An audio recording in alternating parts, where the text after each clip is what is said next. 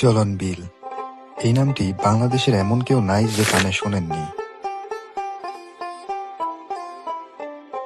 সুপ্রিয় দর্শক, আসসালামু আলাইকুম। আমি আছি জাগো নাটোরের পক্ষ থেকে মোহাম্মদ আজিম সরকার। হ্যাঁ দর্শক, ঠিকই ধরেছেন, আজকে কথা হবে নাটোরের চলন বিল নিয়ে। বর্ষায় বিল ভরে ওঠে যখন জলে, তখন এখানকার জেলেরা নামেন জীবিকার সন্ধানে।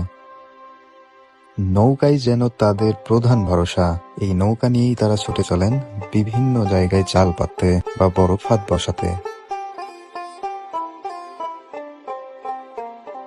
চলন বিলের জেলেরা নানা ধরনের জাল ব্যবহার করে।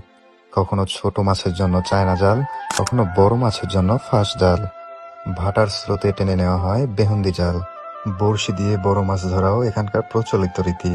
টোপ লাগিয়ে পানিতে ফেলা হয় বড়শি, মাছ টোপ গিললেই ফেসে যায়। মৌসুম অনুযায়ী পাল্টে যায় জেলেদের মাছ ধরার সরঞ্জাম। বর্ষার জ্বরে একরকম, শুকনো মৌসুমে আরেক রকম।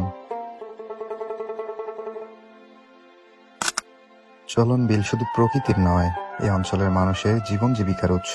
জেলেদের ঘাম এবং দক্ষতায় ভরে ওঠে এখানকার হাট বাজার।